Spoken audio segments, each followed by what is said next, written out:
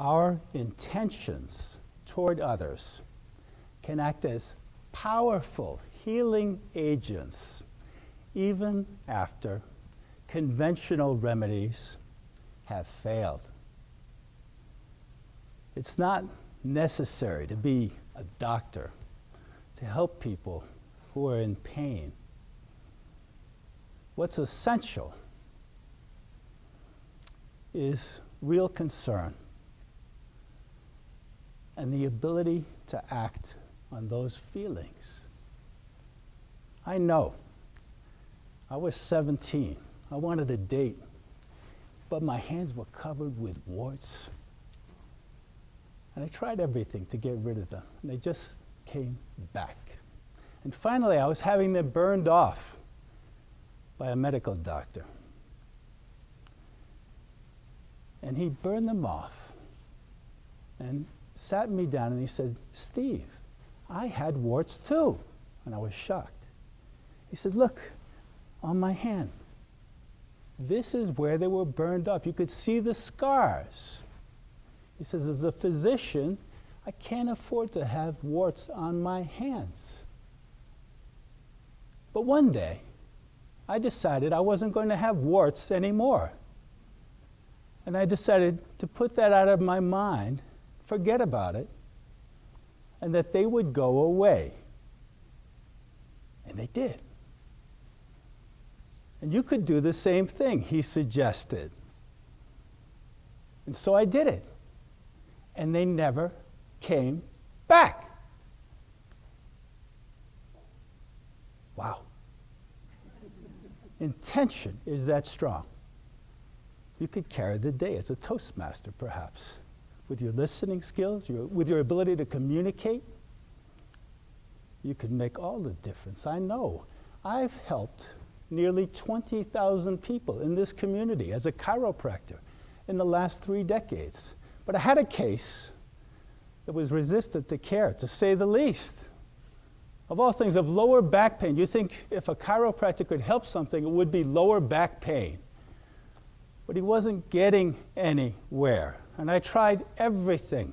And I tried a new course of care. And I did more examination. I did more x-ray. I talked to other doctors. And finally, I sat John down and I said, "John, we're not getting anywhere. We're going to have to do something different. You need an MRI. An MRI, I explained, is a diagnostic test to see what's wrong." And he came back 3 weeks later and he said, Dr. V, you knew exactly what to do." And I said, "What?" He said, "You knew exactly how to help me." I said, "What do you mean?" "Did you go for the MRI?" He said, "Yes, I did. But when they put me in a tube, it aggravated my back. My pain was excruciating, just lying there. It was terrible. But when they took me out of the tube, I was completely healed."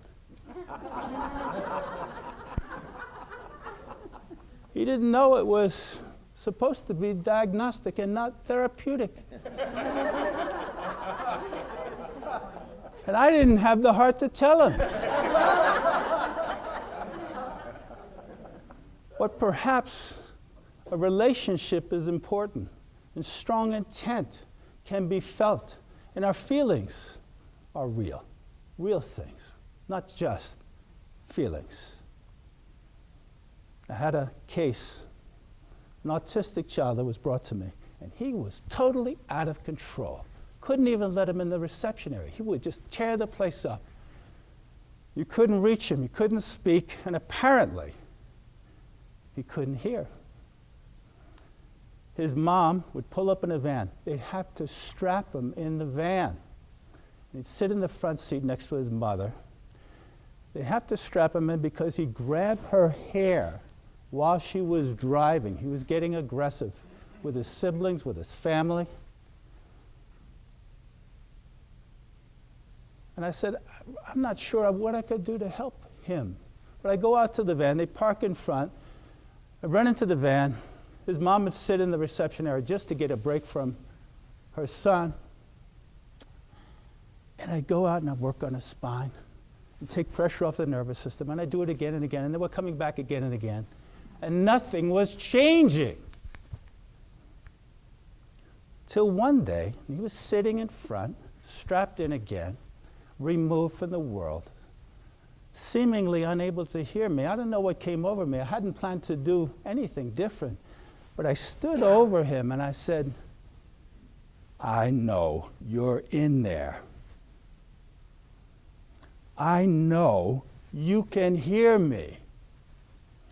And you're about to lose everyone in the world who's ever cared about you in any way. They're going to send you to a place that you won't like at all. You're about to lose everyone who's ever loved you unless you change, unless you stop grabbing at your siblings, at your mom. You got to settle down or you'll lose it all. And then I left. She came back a week later, and I said, how are things going? And she says, he's totally changed. I don't know what you did. Wow. Warts, lower back pain, autism, what do those cases have in common?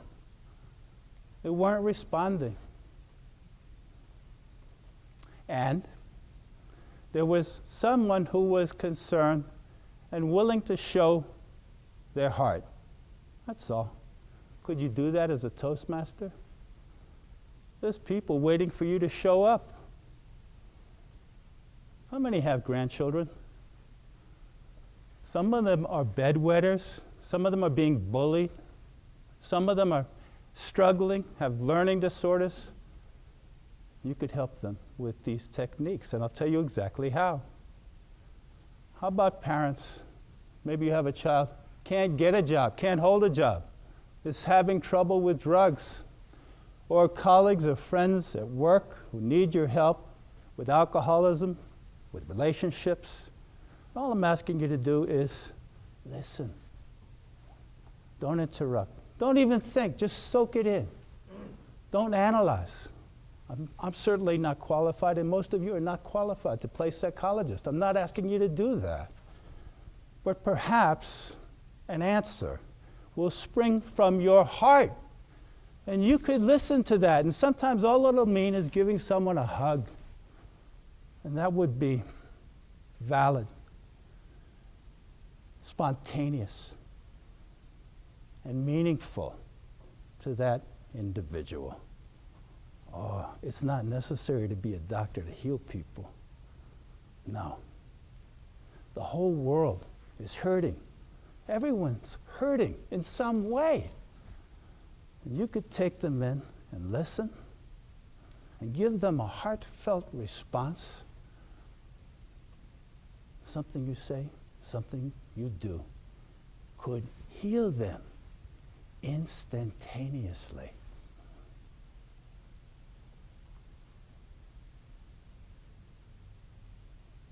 Get to work.